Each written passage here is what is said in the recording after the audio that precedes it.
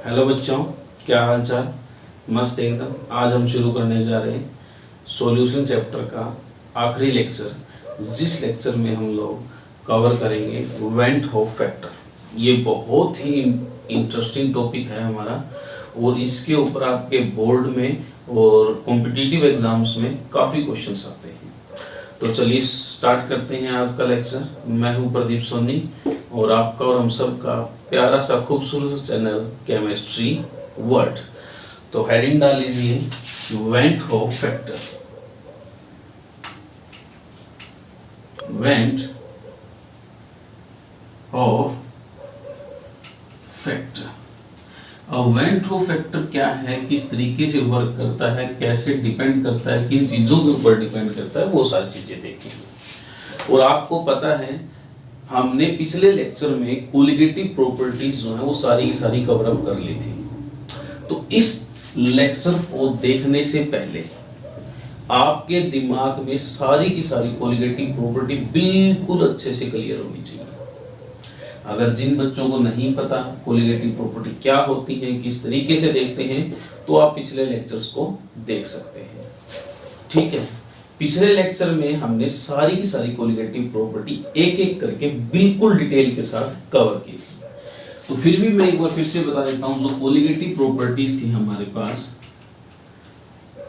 वो क्या थी, किस तरीके से देखते थे हम लोग। कोलिगेटिव प्रॉपर्टी किसी भी डाइल्यूटेड सॉल्यूशन के अंदर, किसके अंदर, डाइल्यूटेड सॉल्यूशन के अंदर नंबर ऑफ सोल्यूट पार्टिकल के ऊपर डिपेंड करती थी। किसके ऊपर डिपेंड करती थी, नंबर ऑफ सोल्यूट पार्टिकल। यानी नेचर पे कोई लेना देना नहीं है, हमें किससे लेना देना है, नंबर से लेना देना है। किससे लेना देना है, नंबर से लेना देना है। और प्रॉपर्टीज कितनी पड़ी थी हमें, प्रॉपर्टी ये टोटल थी हमारे पास 4। पहली कौन सी थी, relative lowering of vapour pressure, जो हमारे पास क्या है, P naught minus P S by में P naught is equal to X A. X A क्या था हमारे पास, मोल्स थे। एक्स के ए क्या था, मोल्स थे हमारे पास। मोल्स जो मोल फ्रैक्शन जो हम निकालते थे वो था। दूसरी प्रॉपर्टी क्या थी हमारे पास, एलिवेशन इन बॉइलिंग पॉइंट। क्या था, elevation in boiling point. Third क्या था, depression in freezing point.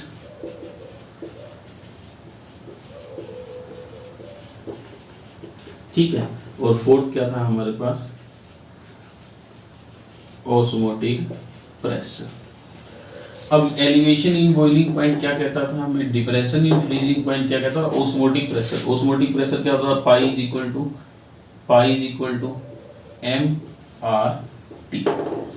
Depression in freezing point क्या था, delta T F is equal to K F into में एम। ये क्या था हमारे पास, डेल्टा टी बी इंटू में delta T B is equal to K B into में मोलालिटी।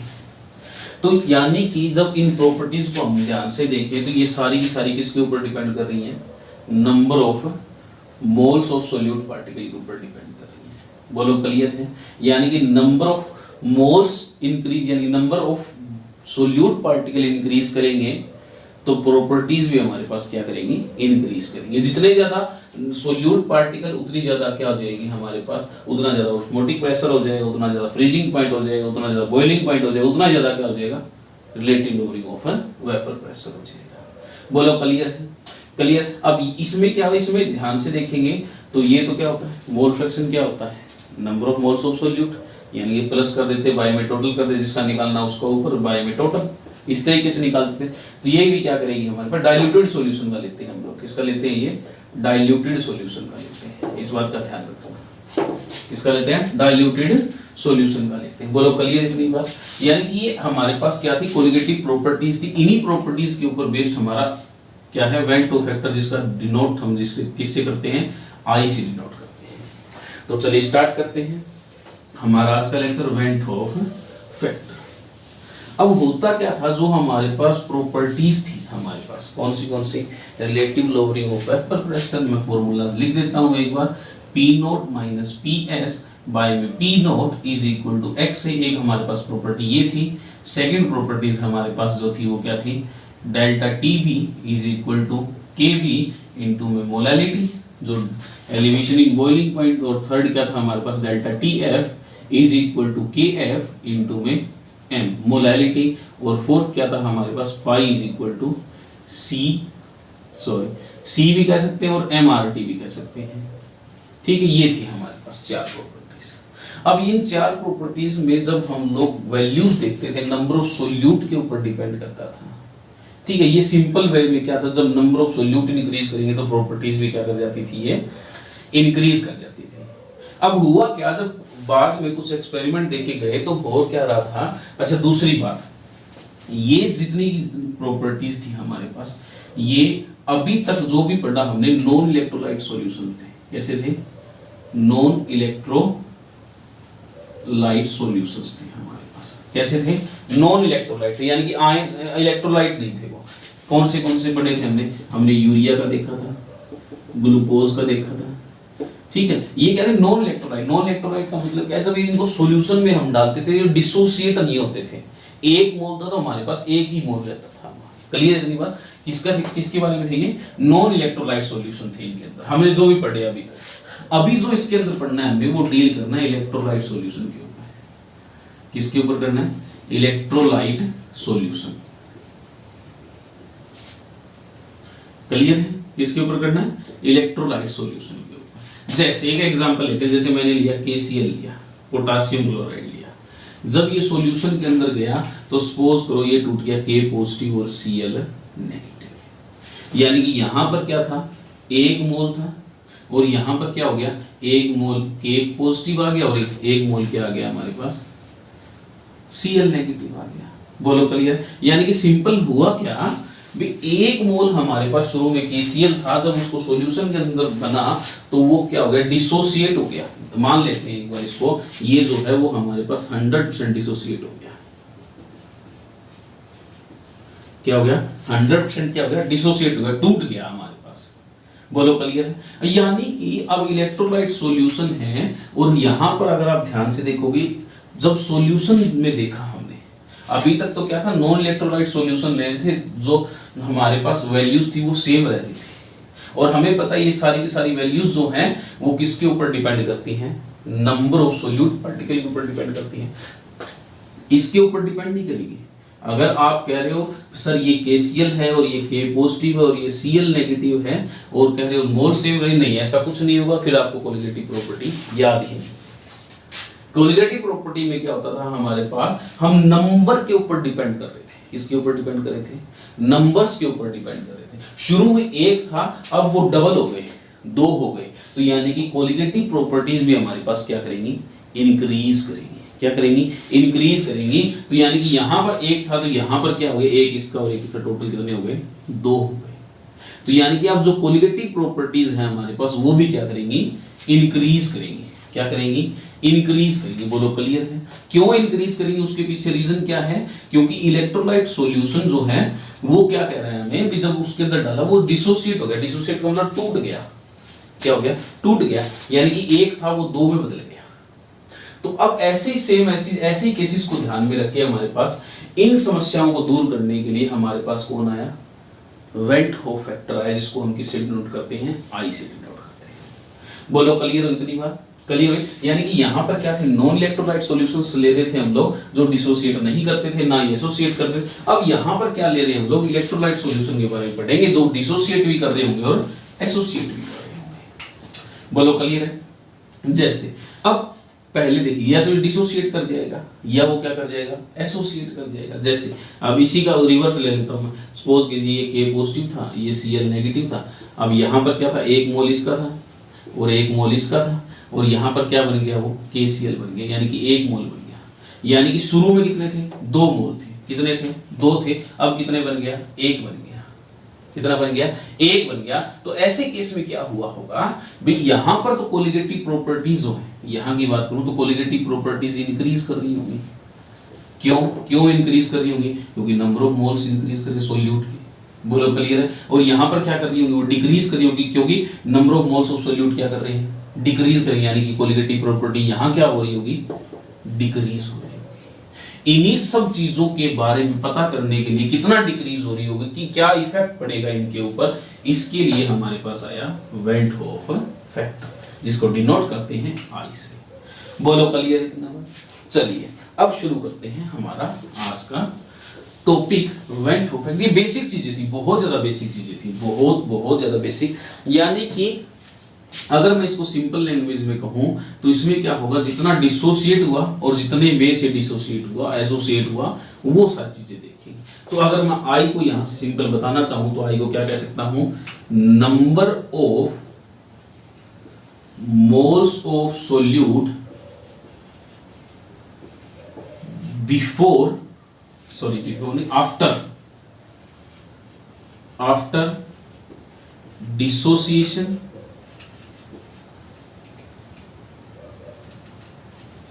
या एसोसिएशन। या तो वो जुड़ जाए या वो क्या हो जाए? टूट जाए हमारे पास। बाय में number of moles of solute before association या डिसोसिएशन, इसी को हम क्या देखेंगे? आई फैक्टर, यानी कि वेंट होफ फैक्टर को लेंगे, जो किस पे डिपेंड करेगा? नंबर ऑफ सोल्यूट पार्टिकल पे डिपेंड करेगा। किस पे डिपेंड करेगा? नंबर ऑफ, बिल्कुल समझिए ध्यान से, किसके ऊपर डिपेंड करेगा? Number of moles of solute के पार्टिकल डिपेंड करेगा। और आई हम किस तरीके से देखेंगे भी, कितने मोल्स ऑफ सोल्यूट पहले थे डिसोसिएशन होने से और कितने बाद में है हमारे पास। बोलो क्लियर है? क्लियर है? यानी कि इसी तरीके से निकालेंगे। जैसे मैं उसी को एग्जांपल को लेते हैं हम लोग, जैसे हमारा फर्स्ट एग्जांपल जो लिया था हमने, KCl को लेते हैं। तो K पॉजिटिव बदला और प्लस Cl नेगेटिव बदला।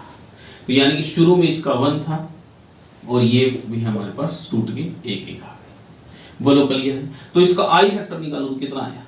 आई डिसोसिएट होने के बाद कितने हैं? डिसोसिएट होने के बाद कितने हैं? 2। डिसोसिएट यानी कि आई फैक्टर क्या? Number of moles of solute after dissociation. Dissociation होने के बाद कितने हैं? 2। पहले कितने थे? 1। तो आई फैक्टर क्या आया इसका? 2 आया। बोलो क्लियर? जैसे सेम चीज मैंने लिया NaCl, Na पॉजिटिव बदला प्लस Cl नेगेटिव बदला। इसका आई फैक्टर निकालो तो ये शुरू में 1 था और ये 1 आ गया हमारे पास। तो आई फैक्टर निकालो, यानी वेंट होफ फैक्टर निकालो इसका। तो आफ्टर डिसोसिएशन कितना है? 2। 1 और 1 2। और बिफोर डिसोसिएशन कितना है? 1। तो इसका भी कितना है? 2। और ले लेता हूं, जैसे मैंने लिया MgCl2, ये बदला Mg positive plus 2Cl negative. अब इसमें देखिए, इसमें निकाले तो आई कितना आया? आफ्टर डिसोसिएशन कितना है?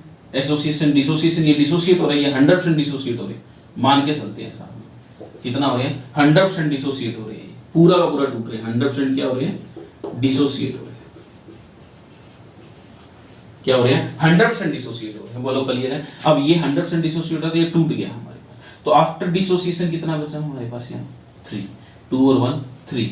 और बिफोर डिसोसिएशन कितना था? 1। तो इसका आई फैक्टर कितना आया? 3। बोलो क्लियर? सिंपल में निकाल लोगे इस तरीके से। ये आई था, इस तरीके से कैलकुलेट करोगे। या और ले लेते हैं, जैसे Al2SO4 थ्राइस ले लिया मैंने, ये जब टूटा तो ये 2Al प्लस 3SO4 2 नेगेटिव में टूटा हमारे पास।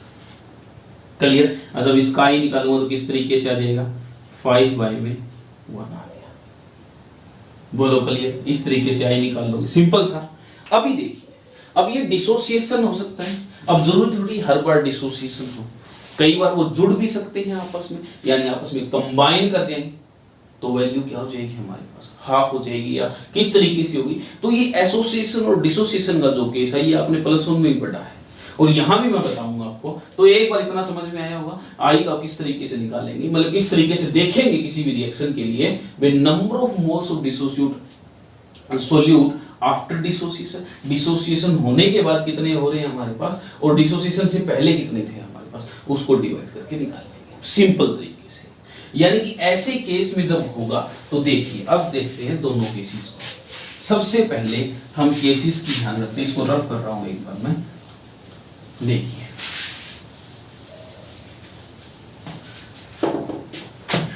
आई था हमारे पास, किस तरीके से निकालते हैं हम लोग, सबसे पहले number of moles of solute after dissociation या एसोसिएशन बाय में number of moles of solute before association या डिसोसिएशन। यानी कि क्या हो रहा, कोई भी रिएक्शन है उसमें जो ऑब्जर्व कर रहे थे हम लोग, क्या कर रहे थे, ऑब्जर्व कैलकुलेटिव प्रॉपर्टी कर रहे थे हम लोग, वो कैलकुलेटेड के इक्वल नहीं होगी, तभी तो इसकी जरूरत पड़ेगी हमें, तभी तो इसकी क्या पड़ेगी, जरूरत पड़ेगी। इन्हीं चीजों को निकालने के लिए किस तरीके से होगा वही तो हमें देखना है। यानी कि पीछे जो केस पढ़ा हमने, ऑब्जर्व क्या कर रहे थे हम लोग, भाई एक है वो एक ही रहेगा, सॉरी कैलकुलेट करके एक्सपेक्टेड, ये मतलब क्या है एक्सपेक्टेड, ये क्या है हमारी एक्सपेक्टेड वैल्यू होगी, कैसी होगी, एक्सपेक्ट जो कर रहे थे हम लोग, बट जो ऑब्जर्व करने के बाद हमारे पास आया वो या तो इंक्रीज होके आएगी या क्या होके आएगी, डिक्रीज होके आएगी। बोलो क्लियर करनी बात। अब देखिए जैसे पहला केस लेता हूं मैं डिसोसिएशन का, किसका लेते हैं, डिसोसिएशन, किसका लेते हैं, डिसोसिएशन। देखिए अब डिसोसिएशन में जैसे पहला ही एग्जांपल लिया था हमने केसीएल वाला, उसमें क्या देखा था हमने, के पॉजिटिव और ये सीएल नेगेटिव में लिया था। एक्सपेक्टेड वैल्यू क्या थी, इसकी 1 थी, क्या थी, 1 थी, क्या थी, 1 थी, बट जब ऑब्जर्व वैल्यू आई तो ये 1 1, यानी कि आई जब निकाला यहां से तो आफ्टर डिसोसिएशन 2 बाय में 1, इस तरीके से निकाला। बोलो क्लियर। अब कहते हैं डिग्री ऑफ डिसोसिएशन निकालना हमें, ठीक है, ये प्लस वन का कंसेप्ट एक बार करवा देता हूं आपको। जैसे हमने निकाला डिग्री ऑफ डिसोसिएशन,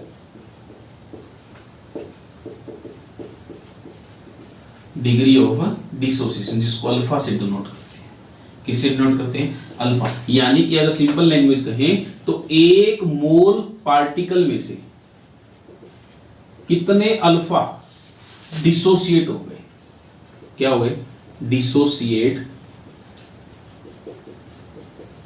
हो गए एक मोल पार्टिकल में से, किसमें से, एक मोल पार्टिकल में। जैसे एग्जांपल लेते हैं NaCl का लिया हमने, Na पॉजिटिव में बदला प्लस किसमें बदला, Cl नेगेटिव। जब इनिशियल टाइम की बात करें, इनिशियल वैल्यूज की बात करें तो ये 1 था और इनिशियल में इसको मान लिया हमने 0। कुछ टाइम बाद मान लीजिए 1 में से अल्फा गया, एक मोल में से कितना गए, अल्फा गए, तो 1 में से कितना गया, अल्फा। अब जितना ये घटा होगा उतना ये बना होगा, ये सोचो प्लस में पढ़ा आपने, जितना ये घटा उतना ही क्या होगा, ये बना होगा, तो यानी कि ये भी अल्फा बना और ये भी क्या बना, अल्फा बना। बोलो क्लियर है। अब आई फैक्टर निकालते हैं हमारा, आई क्या कहता है हमें। अब ये देखिए ध्यान से देखिए, अब केस में इसमें क्या कह रहा है, इक्विलिब्रियम केस है हमारा। क्यों, क्योंकि अब एक में से अल्फा गया है तो कुछ वैल्यू तो अभी भी सॉल्यूशन में NaCl की बची हुई होगी हमारे पास, कंप्लीटली डिसोसिएट नहीं है अभी है। कौन सा केस है, इक्विलिब्रियम का केस है। यानी कि हम सॉल्यूशन में हमारे पास Na पॉजिटिव भी है, Cl नेगेटिव भी है और साथ में थोड़ा सा क्या पड़ा है, NaCl भी पड़ा है। अब क्या से निकालेंगे, तो वो सेम एज चीज आई निकालने का क्या होता है, आफ्टर डिसोसिएशन क्या बचा हमारे पास, अल्फा प्लस हमारे पास क्या बचा हुआ है, 1 माइनस अल्फा। ये क्या थी, ये आफ्टर डिसोसिएशन वैल्यू है, कैसी है, आफ्टर और बिफोर कैसी है, 1, बिफोर कैसी है, 1। आफ्टर डिसोसिएट हो गया हमारे पास, ये बचा आफ्टर डिसोसिएशन, ये वैल्यू बची है हमारे पास, और बिफोर कौन सी थी, ये वाली थी। तो यहां से क्या आया हमारे पास, जब कैलकुलेट करोगे तो हमारे पास आ जाएगा 1 plus alpha by 1 plus alpha, ये आ गया सिंपल, क्या आ गया, 1 प्लस अल्फा आ गया। ये डिग्री ऑफ डिसोसिएशन आपने पढ़ा है। अब 1 प्लस अल्फा आ गया, क्या आया, 1 प्लस अल्फा। अब मान लीजिए हम, चलिए इसको प्रूव करके देखें, मान लीजिए इसी रिएक्शन में जो है 100% डिसोसिएशन हो रही है, क्या हो रही है, 100% डिसोसिएशन हो रही है, तो 100% हो रही है तो अल्फा को क्या रख देंगे, अल्फा को क्या रख देंगे, क्या रख देंगे, 1 रख देंगे। तो 100% डिसोसिएशन होगी तो अल्फा को क्या रखा 1 रखा, तो ये वैल्यू कितनी आई 2, यानी कि आई हमारे पास क्या आ गया 2 आ गया। ये हमने शुरू में निकाला था जब 100% डिसोसिएशन होती तो आई को ऐसे निकालते थे, ये कंप्लीटली डिसोसिएट होगा तो 1 से 1 1 बनेगा, तो ये भी हमारे पास कितनी आती थी 2, यानी कि यहाँ से प्रूव हो गया डिग्री ऑफ डिसोसिएशन हमारे पास सही है। बोलो क्लियर इतनी बात। देखिए एक दो और केस देखते हैं। जैसे मैंने लिया Al2SO4 थ्राइस, ठीक है, ये इक्विलिब्रियम केस है हमारे पास, ये बदला हमारे पास Al पॉजिटिव और SO4 2 नेगेटिव। बोलो क्लियर है। सेम ऐसे ये 1 था, ये 0 था शुरू में, कुछ टाइम बाद ये 1 में से अल्फा गया और ये हमारे पास कितना आया, ये अल्फा आया, ये अल्फा आया, तो 1 प्लस अल्फा आएगा हमारे पास, इसी में भी ये केस आएगा सेम एस। तो यानी कि जब डिग्री ऑफ डिसोसिएशन होगी, क्या होगी डिसोसिएशन होगी, क्या होगी डिसोसिएशन होगी, तो जो आई की वैल्यू है वो ज्यादा आएगी 1 से। क्या आएगी, आई की वैल्यू क्या आएगी 1 से ज्यादा आएगी। यहां से हमें पता लगा। बोलो क्लियर है इतनी बात, क्लियर इतनी बात। आई की वैल्यू क्या आएगी ज्यादा आएगी, और सिंपल शब्दों में कहें तो ऑब्जर्व कोलिगेटिव प्रॉपर्टीज ज्यादा होंगी किससे, कैलकुलेटेड यानी कि एक्सपेक्टेड से, किससे एक्सपेक्टेड से। बोलो क्लियर है। जब हमारे पास क्या होगा डिसोसिएशन होगा, क्या होगा डिसोसिएशन होगा, तो आई की वैल्यू क्या होगी 1 से ज्यादा होगी, क्या होगी ज्यादा होगी। देखिए अब इसमें 100% डिसोसिएशन कर रहे हैं तो ये 2 बनेंगे और ये कितने बनेंगे 3 बनेंगे। बोलो क्लियर है। तो अल्फा रखा 100% डिसोसिएट हो गए तो हमने रख दिया, कितना रखा, कितना रखा, ये अल्फा अल्फा में टूट रहा है, यानी कि ये 1 था, ये इतने में टूट रहा है, तो हमारे पास टोटल आई की वैल्यू क्या आ जाएगी, यहां से डिसोसिएट होगी कितना आ रहा है 5 आ जाएगी।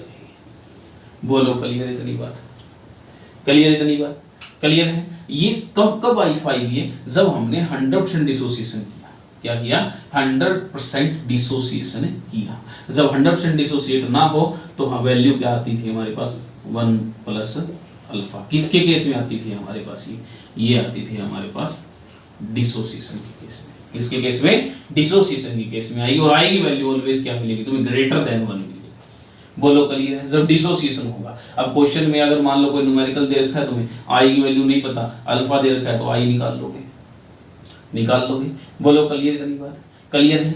अब देखिए, अब ये तो हो गया डिसोसिएशन, जब वो टूट रहा था। अब एसोसिएशन भी तो हो सकता है, जुड़ भी तो सकती है वैल्यू, क्लियर है। ये जनरल केस के लिए, जनरल केस में क्या होगा, ये आई की जरूरत क्यों पड़ी हमें, क्योंकि जो कैलकुलेटेड वैल्यू थी और जो ऑब्जर्व कोलिगेटिव प्रॉपर्टीज की वैल्यू थी वो डिफरेंट थी, अलग अलग थी, दोनों इक्वल नहीं थी, क्लियर। इसी के लिए हमारे पास क्या आया आई फैक्टर आया, क्या आया आई फैक्टर, जिसको नाम क्या दिया हमने वेंट हॉफ फैक्टर।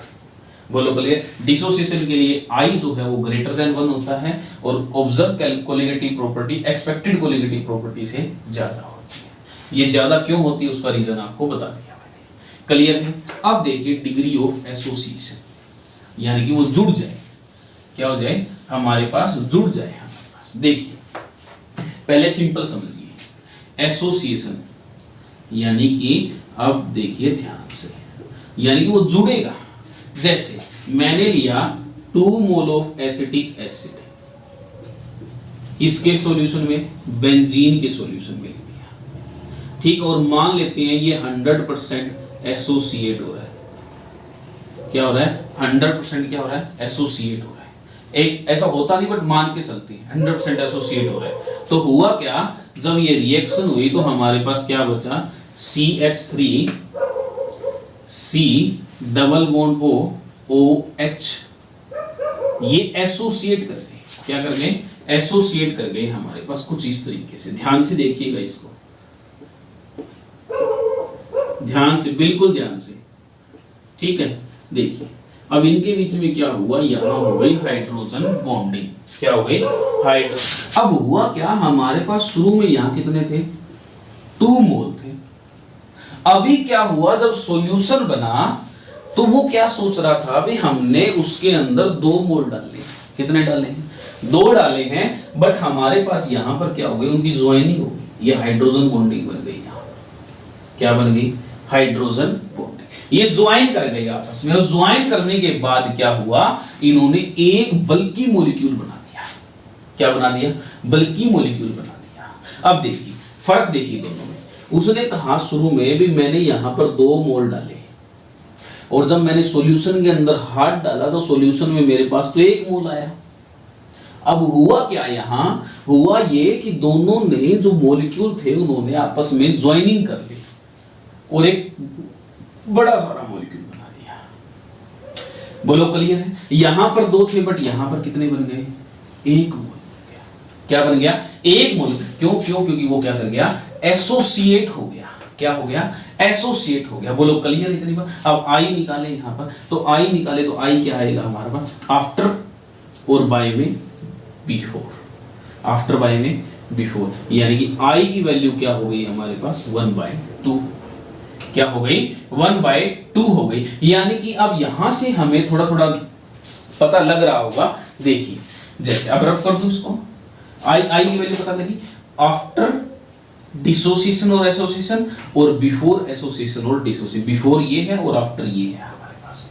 क्लियर, आई आ गया हमारे पास, यहां से हो जाएगा, अभी हो जाएगा। देखिए अब देखिए डिग्री ऑफ एसोसिएशन किस तरीके से कैलकुलेट करते हैं, किस तरीके से आई निकालेंगे वो देखिए ध्यान से। देखिए ये बहुत बेसिक कंसेप्ट और बहुत जरूरी है, समझना पड़ेगा आपको। डिग्री ऑफ एसोसिएशन, देखिए एसोसिएशन के केस में कोई भी आपके पास बेंजीन में कार्बोक्सिलिक एसिड का कोई भी हो, जैसे एसिटिक एसिड हो या हमारे पास बेंजोइक एसिड हो, ठीक है, और इनके बेंजीन के अंदर स्ट्रक्चर हो, बेंजीन सॉल्यूशन के अंदर। क्लियर, ये एसोसिएट कर जाते हैं। क्या कर जाते हैं, एसोसिएट कर, डाइमर फॉर्म बना लेते हैं। अगर सिंपल में कहूं आपको तो ये क्या है, डाइमर फॉर्म बनाते हैं, ट्राइमर बना सकते हैं, टेट्रामर बना सकते हैं। बोलो क्लियर। अब सिंपल केस समझिए, जैसे मैंने लिया यहां पर एसिटिक एसिड, 2 मोल थे इसके, ठीक है। अभी नहीं पता, हमें सपोज करिए सिंपल मान लेता हूं मैं, और इन्होंने इक्विलिब्रियम केस है हमारे पास और इस तरीके से किया और इन्होंने क्या बना लिया,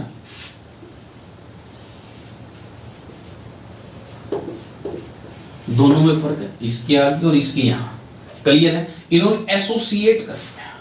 तो यहां पर सपोज करिए शुरू में 1 था तो यहां पर जो है 2 से 1 बन गया, वो 2 से क्या हो गया, 1 बन गया, यानी कि वैल्यू क्या हो गई, हाफ हो गई।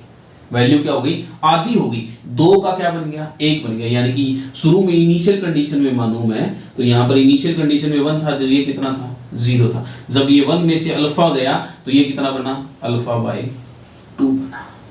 कितना बना, अल्फा/2। तो चलिए निकालते हैं, आई को निकाला तो आई को क्या आया, आफ्टर डिसोसिएशन। आफ्टर डिसोसिएशन क्या है, अल्फा/2 प्लस 1 माइनस अल्फा बाय में कितना है, 1।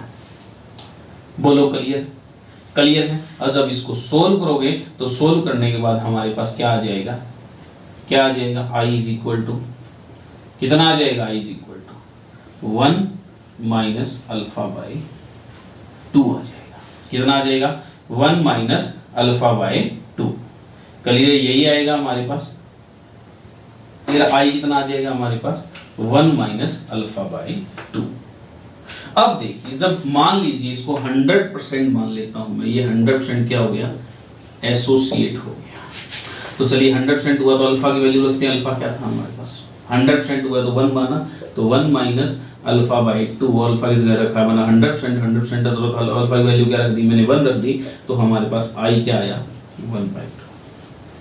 क्या आया, 1/2, सेम एज इट इज आ गया। यानी कि आई जो है हमारे पास वो क्या हो रहा है, कम हो रहा है। बोलो क्लियर है। तो यानी कि यहां से हमें क्या चीज पता लगी, क्या चीज पता लगी हमें, देखिए क्या चीज पता लगी, यहां से एक चीज पता लगी, आई जो है वो हमें कम मिलेगा, किससे, 1 से। बोलो क्लियर है। वेंटो फैक्टर की वैल्यू क्या मिलेगी हमें, 1 से क्या मिलेगी, कम मिलेगी। बोलो क्लियर इतनी बात। दूसरा पॉइंट, जो ऑब्जर्व कोलिगेटिव प्रॉपर्टी थी वो अब हमें कम मिलेगी, किससे, कैलकुलेटेड कोलिगेटिव प्रॉपर्टी से। बोलो क्लियर है। ये था एसोसिएशन और डिसोसिएशन का। बोलो क्लियर है। यानी कि अब यहां से अगर मैं कहना चाहूं तो आई को मैं कह सकता हूं ऑब्जर्व कोलिगेटिव प्रॉपर्टी बाय में कैलकुलेटेड कोलिगेटिव प्रॉपर्टी। बोलो क्लियर। आई हमारे पास यही हुआ, इसको प्रूफ भी करके देखिए। यानी कि ये ऑब्जर्व वैल्यू क्या है, ये हमारे पास रियल वैल्यू है। कैसी है, रियल, जो मान लो हमारे पास आई है और ये क्या है, एक्सपेक्टेड है हमारे पास। कैसी है, एक्सपेक्टेड। देखिए अब सिंपल कहें इसको तो देखिए कुछ ये इससे रिलेटेड है। देखिए हमारे पास क्या बन के है, क्या बनाया हमने, आई का फॉर्मूला बनाया हमने ऑब्जर्व कोलिगेटिव प्रॉपर्टी बाय में कैलकुलेटेड कोलिगेटिव प्रॉपर्टी। अब देखिए यहां से देखिए ऑब्जर्व कोलिगेटिव प्रॉपर्टीज को मैं कह सकता हूं वो डायरेक्टली प्रोपोर्शनल है number of solute after dissociation और एसोसिएशन के, और जो कैलकुलेटेड कोलिगेटिव प्रॉपर्टीज हैं वो है number of solute before association और डिसोसिएशन के। जब इनको बाई करूंगा तो ये आई की वैल्यू हमारे पास आ जाएगी यस और नो। बोलो यस और नो आ जाएगी। ये कौन सी वैल्यू, ये एक्चुअल वैल्यू है हमारे पास, और ये कैसी है, ये एक्सपेक्टेड वैल्यू है। कैसी है, एक्सपेक्टेड वैल्यू है। बोलो क्लियर है, क्लियर है, हो जाएगा। ये था हमारे पास वेंट होफ फैक्टर। तो अब ये इंप्लाई कैसे होता है, फॉर्मूलों में कैसे लगेगा वो देखिए ध्यान से। जैसे फर्स्ट हमारे पास रिलेटिव लोअरिंग, यहां लिख देता हूं मैं, आई क्या आया था हमारे पास, ऑब्जर्व कोलिगेटिव प्रॉपर्टी बाय में कैलकुलेटेड कोलिगेटिव प्रॉपर्टी। देखिए पहली क्या थी हमारे पास, relative lowering of vapour pressure. Formula क्या था, P naught minus P S by में P naught is equal to XA, यही लेते थे हमारे पास। और अब क्या कर देना हमें, इस x के साथ क्या कर देना है, इस x के साथ मल्टीप्लाई कर देना है हमें I नाम के फैक्टर को।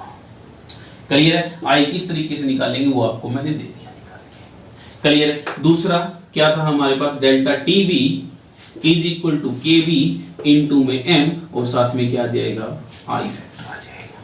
Clear, same as it is, delta TF is equal to क्या, KB हमारे पास, यहाँ क्या था KF इनटू में M, और इनटू में क्या आ जाएगा, I आ जाएगा। Same as it is fourth हमारे पास ऑस्मोटिक प्रेशर था, pi is equal to MRT, और साथ में क्या आ जाएगा, I आ जाएगा। ये फॉर्मूला जो है हमारे पास अब यूज करना है हमें। क्लियर है। जब इलेक्ट्रोलाइट सॉल्यूशन हो हमारे पास तो I को हम कैलकुलेट कर लेंगे। हमें मैंने आपको सारा सोल्व करके दिखाया। अब कहोगे सर अगर मान लो नॉन इलेक्ट्रोलाइट है, तो नॉन इलेक्ट्रोलाइट अब कुछ नहीं करना। अगर मान लो नॉन इलेक्ट्रोलाइट है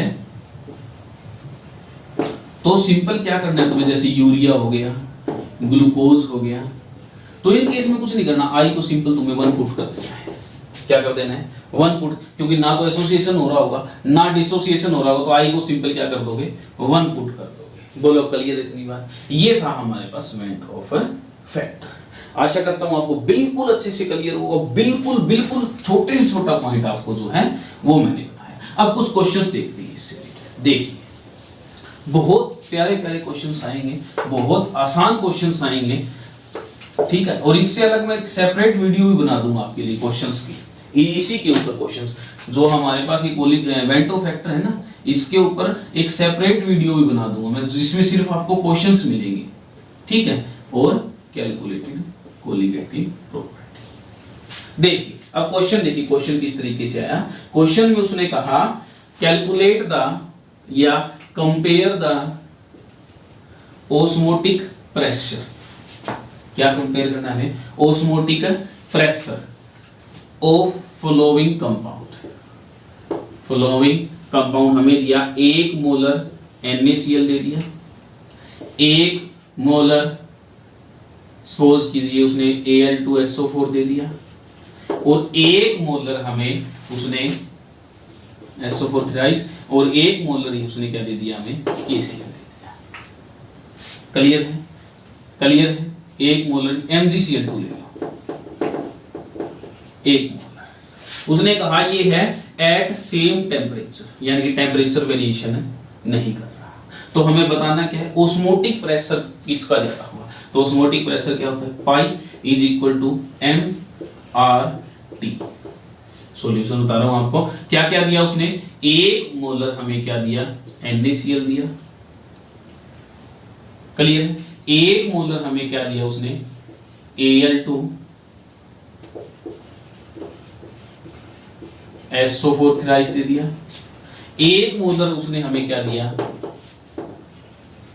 MgCl2 दे दिया, क्लियर है। और उसने क्या भी ओस्मोटिक प्रेशर का बताइए क्या रहेगा इन तीनों में। ये फर्स्ट है, ये सेकंड है और ये थर्ड है हमारे पास।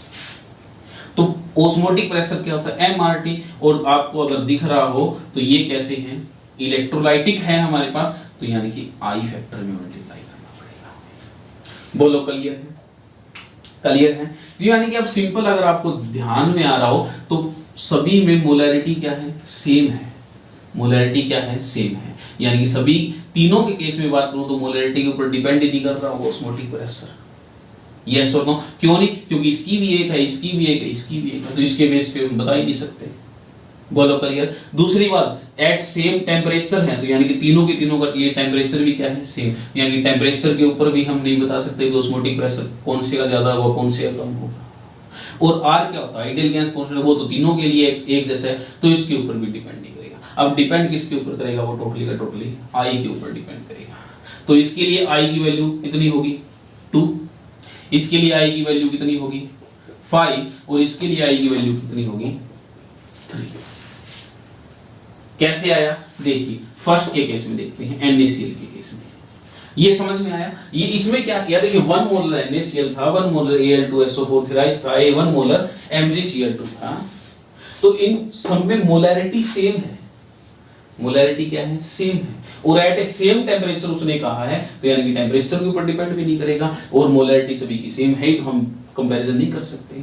और आर तो होता ही सेम है, आइडियल गैस कांस्टेंट, उसकी वैल्यू फिक्स है, तीनों के लिए एक जैसी होगी। तो अब डिपेंड किस पे करेगा, वो आई फैक्टर पे डिपेंड करेगा। और आई कैसे निकालते हैं, NaCl के लिए निकालो तो देखिए, ये डिसोसिएशन का केस लेके चल रहा हूं मैं, एक बार किसका लेके चल रहा हूं, डिसोसिएट हो रही है, मान लेते हैं, ठीक है। देखिए NaCl गया तो ये Na पॉजिटिव में बदला और ये किसमें बदला, Cl नेगेटिव। इसके लिए आई फैक्टर क्या आया, आफ्टर 2 और बिफोर कितना था 1, तो इसके लिए आई कितना आया, 2 आया।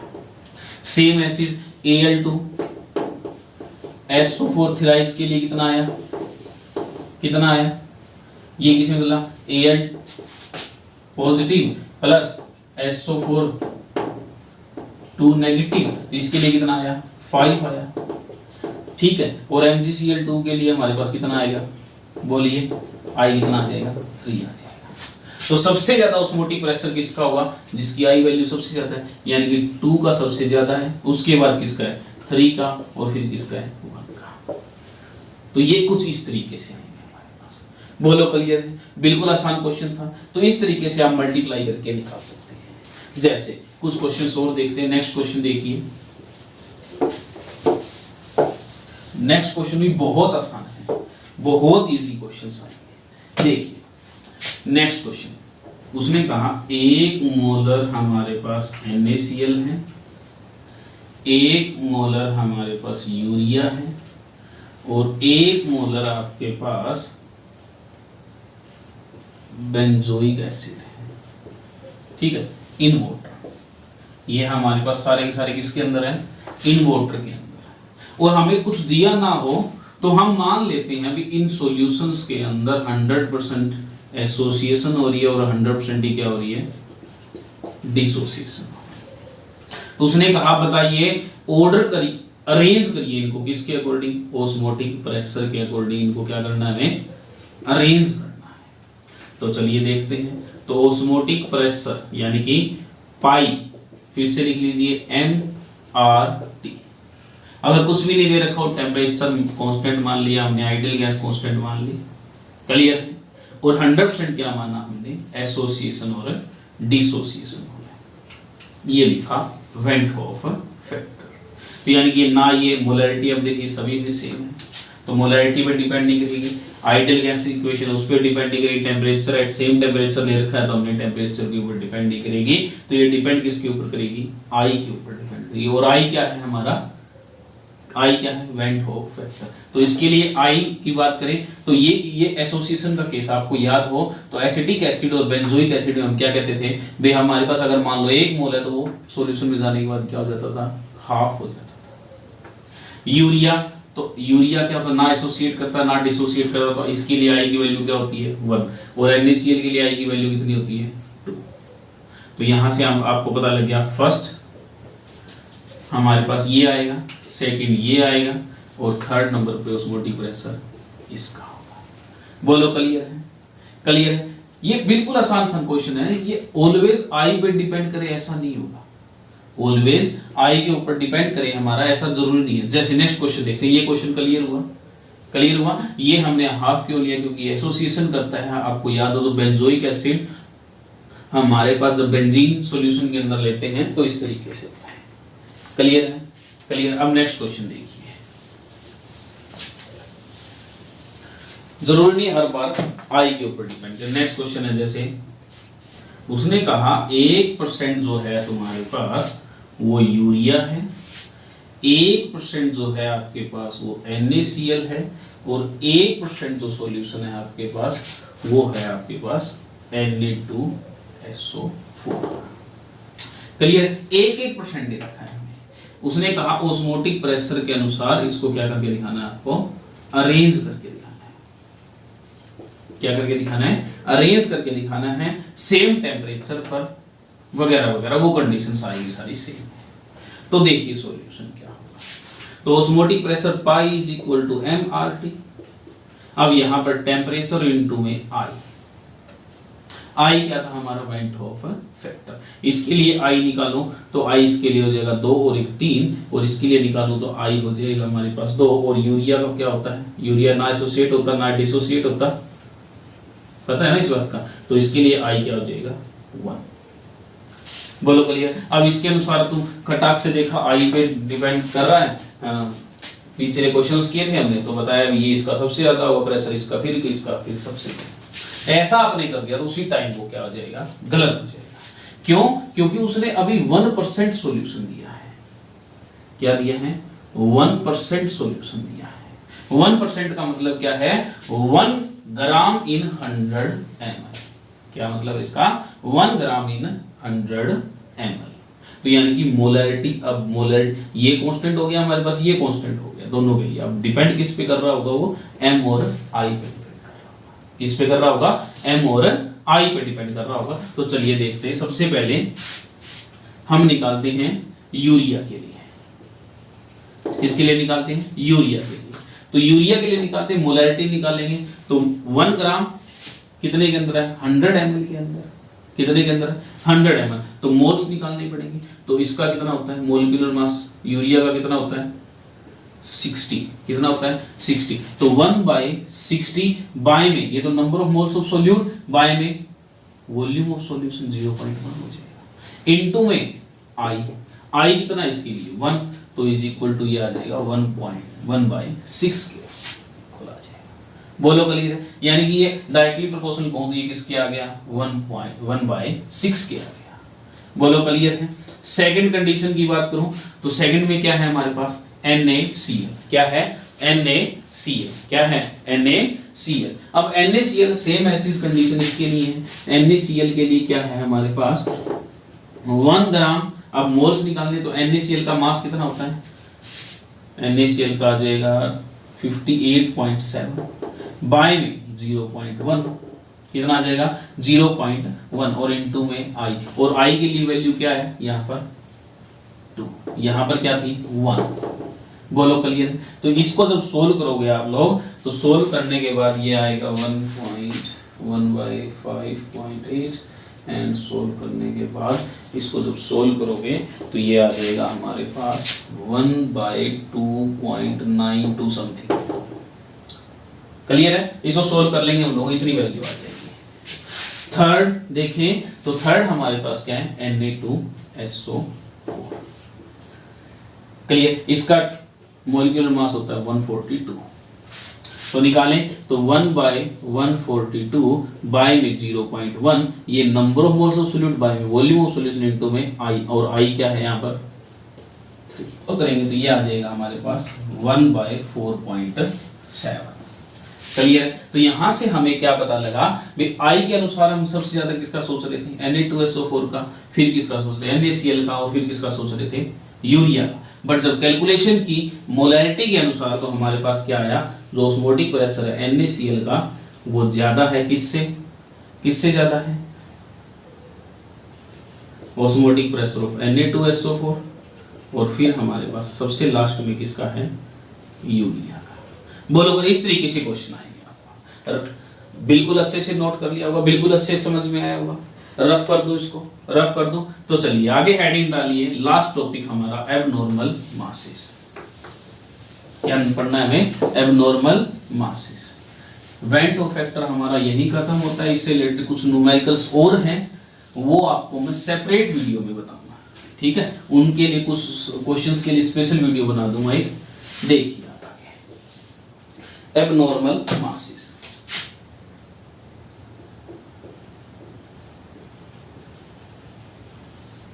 Abnormal masses. एबनॉर्मल मासेस बहुत ही इंपॉर्टेंट कंसेप्ट है, ये वेंटो फैक्टर से रिलेटेड है। तो देखिए एबनॉर्मल मासेस कहें या इसको हम क्या कह सकते हैं, एबनॉर्मल मॉलिक्यूलर मासेस। तो ये होता क्या है, किस तरीके से देखते हैं वो देखिए। जैसे मैंने शुरू में केस लिया एसोसिएशन का, समझिएगा ध्यान से, बिल्कुल आसान है।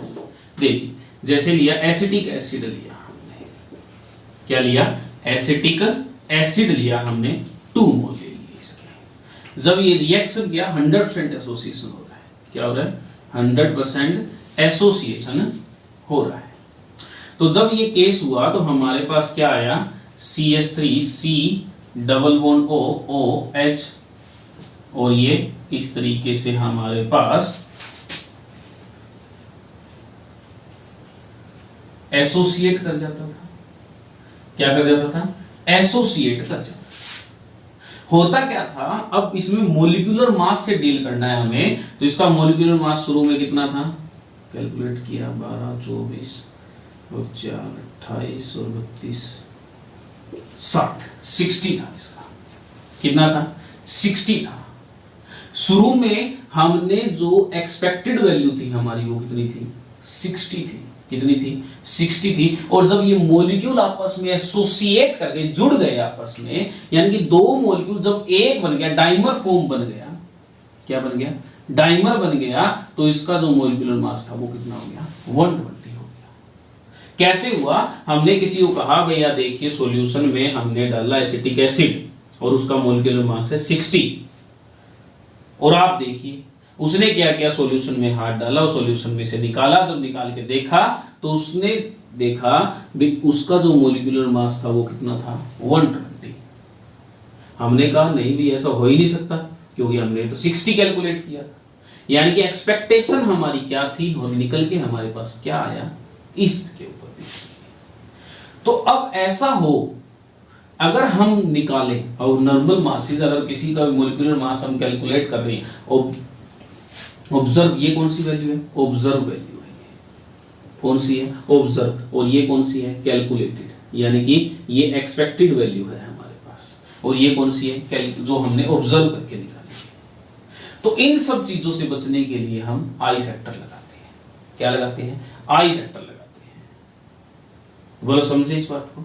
देखिए अब आई निकालें, चलो आई निकालें, तो आई एसोसिएशन का केस, तो आई क्या होगा, 1/2 होगा इस केस के लिए, 1/2 होगा। तो यानी कि 1/2 अगर मैं निकालूं तो 60/120 हो जाएगा, यस और नो। तो यानी कि यहां से आई अगर मैं कहना चाहूं तो क्या कह सकता हूं, जो ऑब्जर्व वैल्यू है और जो कैलकुलेटेड वैल्यू, यानी कि कैलकुलेटेड कोलिगेटिव प्रॉपर्टी बाय में ऑब्जर्व कोलिगेटिव प्रॉपर्टी, उसमें क्या था, ऑब्जर्व ऊपर था, लेकिन इस केस में क्या आ जाएगा, ऑब्जर्व नीचे आ जाएगा। बोलो क्लियर है? यानी कि इसको मैं कहना चाहूं तो कह सकता हूं जो कैलकुलेटेड मोलर मास है और जो ऑब्जर्व मोलर मास है वो आई का फॉर्मूला हमारे पास ये बनेगा। क्यों बना इस केस में, उसके पीछे रीजन क्या है, उसके इसको प्रूव भी करके देंगे। अभी एसोसिएशन के केस को समझे। आई यहां पर एसोसिएशन के केस में क्या होता है, हाफ हो जाता है, हाफ हो जाता है, यानी कि इसकी वैल्यू कुछ इस तरीके से होगी। बोलो क्लियर है? क्लियर है? इस तरीके से निकालेंगे हम लोग, निकल जाएगा। यानी कि इससे फॉर्मूला क्या बना हमारा, जो कैलकुलेटेड मोलिकुलर मास है, कैलकुलेटेड मोलिकुलर मास है बाय में जो ऑब्जर्व मोलिकुलर मास है, उससे क्या आ जाएगा, आई आ जाएगा। बोलो क्लियर है? अब लिख लीजिए, एक पॉइंट लिख लीजिए, if we do not use, लिख लीजिए, if we do not use I, अगर हम आई को यूज नहीं कर रहे हैं, if we do not use I and the molar mass is calculated from the colligative property and the molecular mass is calculated from the colligative property, यानी colligative property के through हम calculate कर रहे हैं इसको, then it always not true, ये always true नहीं होगा। तो इन्हीं चीजों को ट्रू करने के लिए हम यूज करते हैं आई का। किसका करते हैं, आई का। डिसोसिएशन के केस में देखिए, डिसोसिएशन के केस में देखिए, डिसोसिएशन के केस में क्या हो रहा होगा, जैसे हमने लिया NaCl, वो टूटा Na positive plus Cl negative, तो इसका होता है 58.5, ठीक है। और जब ये टूटा तो ये टूटा 2 2 4 4 2 2 4 2 4 9, ठीक, 29.25। अब हुआ क्या, जब सॉल्यूशन में हम हाथ डालेंगे डिसोसिएशन के केस में, तो हमारे पास प्रोबेबिलिटी क्या होगी, सॉल्यूशन में हमने हाथ डाला, जब निकाला तो Na अकेले Na के मॉलिक्यूल आएंगे या Cl के आएंगे, किसके आएंगे, दोनों के आ सकते हैं, किसके आ सकते हैं, दोनों के आ सकते हैं, है ना, यस और नो, प्रोबेबिलिटी दोनों के हाथ में आने की पॉसिबिलिटी। तो यानी कि यहां पर आई हम निकालें तो किस तरीके से निकलेगा, किस तरीके से निकलेगा, बोलिए, कैलकुलेटेड बाय में ऑब्जर्व, कैलकुलेटेड बाय में ऑब्जर्व, कैलकुलेटेड बाय में ऑब्जर्व, तो कैलकुलेटेड कितना है हमारा 58.5 बाय में ऑब्जर्व कितना है 29.25। और वैसे भी हमारी आई के लिए वैल्यू कितनी होती है, इसके लिए NaCl के लिए कितनी होती है 2, तो यहां से भी क्या आ गया हमारे पास, ये आ गया। जब इसको सोल्व करो ये भी कितनी आ जाएगी, 2 आ जाएगी। बोलो क्लियर है? एसोसिएशन और डिसोसिएशन के लिए क्लियर हुई बात। अब इसको प्रूफ करके देता हूं आपको, मॉलिक्यूलर मास कैलकुलेटेड ऊपर क्यों आएगा और ऑब्जर्व नीचे क्यों आएगा, इतना क्लियर हुआ बिल्कुल अच्छे से। इसी को बोलते हैं एबनॉर्मल मोलर मास। ये जो आ रहा है हमारे पास एबनॉर्मल मोलर मास है, क्या है, एबनॉर्मल मोलर मास। तो इसको हम लिखना चाहें तो क्या लिख सकते हैं, आई जो है वो हमारे पास क्या आया, ये कौन सा था हमारे पास, नॉर्मल, और ये कौन सा था, एबनॉर्मल, ठीक है। तो लिखना चाहिए तो क्या लिख सकते हैं, क्या लिख सकते हैं, normal molar mass divide by abnormal molar mass. तो ये हमारे पास क्या आ गया, आई आ गया हमारे पास। बोलो क्लियर? अब इसका प्रूफ करके देखते हैं आपको, ये क्यों हुआ ऐसा, वो देखिए ध्यान से, देखिए कोई भी एक कोलिगेटिव प्रॉपर्टी ले लेता हूं मैं, जैसे पाई लिया मैंने, pi is equal to MRT, और M क्या होता है, कोई भी एनी, कोई भी XYZ ले लीजिए आप, M क्या होता है, मोलैरिटी। मोलैरिटी क्या होती है, number of moles of solute, या इसको सिंपल कहना चाहता हूं M को मैं लिख सकता हूं N/V इंटू में RT, और N क्या होता है, नंबर ऑफ मोल्स। मोल्स कैसे निकालते हैं, गिवन मास बाय में गिवन मास, यानी कि सिंपल मैं कहूं तो मोल्स ऑफ सोल्यूट बाय में मोलिकुलर मास। बोलो यस और नो, यानी कि ये पाई जो है वो इनवर्सली प्रोपोर्शनल है किसके, मोलिकुलर मास के। सेम एज इज हमारे पास P0S minus P0 minus P0 PS by में P0 is equal to XA, और XA क्या होता है, Na बाय में Na प्लस NB, और Na किस तरीके से निकालते हैं, सेम इस तरीके से, नंबर ऑफ एसिड, यानी कि हर एक जो कोलिगेटिव प्रॉपर्टी है वो किसके ऊपर डिपेंड कर रही है, मोलिकुलर मास के ऊपर, इनवर्सली है। मोलिकुलर मास के क्या है, इनवर्सली है, क्या है, इनवर्सली है। तो यानी कि हम कहना चाहेंगे यहां से अब नॉर्मल मासेस हम आई किस तरीके से कैलकुलेट करेंगे, नॉर्मल मोलर मास बाय में, नॉर्मल मोलर मास बाय में क्या आ जाएगा, एबनॉर्मल मोलर मास। ये हो गया। अब देखिए प्रूफ देखिए इसका, ये क्लियर हुई इतनी बात, यानी कि मोलर मास की क्या हो रही है, हर एक कोलिगेटिव प्रॉपर्टीज वो क्या है, यूनिवर्सली है। तो आई क्या था हमारा, आई क्या था, number of moles of solute after association और डिसोसिएशन बाय में number of moles of solute before association and dissociation. बोलो यस और नो। तो अब वो किसके यूनिवर्सली है, तो ये वैल्यू ऊपर चली जाएगी, ये वाली नीचे आ जाएगी। तो हमारे पास आई क्या आ जाएगा, एबनॉर्मल मासेस के लिए नॉर्मल मोलर मास बाय में एबनॉर्मल मोलर मास। बोलो क्लियर है। आज का लेक्चर हमारा यही समाप्त होता है और इससे अगले लेक्चर में जो है हम इनसे रिलेटेड यानी कि जो वेल्थ ऑफ से रिलेटेड कुछ और क्वेश्चंस आते हैं काफी एडवांस लेवल के, उनको कवर अप करेंगे। तो चैप्टर हमारा थ्योरी सारी की सारी कंप्लीट होती है, या चैप्टर कंप्लीट होता है हमारा। और इससे एक वीडियो और बनाऊंगा मैं बस 30 या 35 मिनट की, जिसमें आपको सिर्फ न्यूमेरिकल कराऊंगा, ठीक है। तो चैप्टर हमारा कंप्लीट होता है, बिल्कुल अच्छे से रिवाइज कर लीजिए इसको। तो मिलते हैं नेक्स्ट चैप्टर में, सॉरी नेक्स्ट वीडियो में, उसके बाद नेक्स्ट चैप्टर में।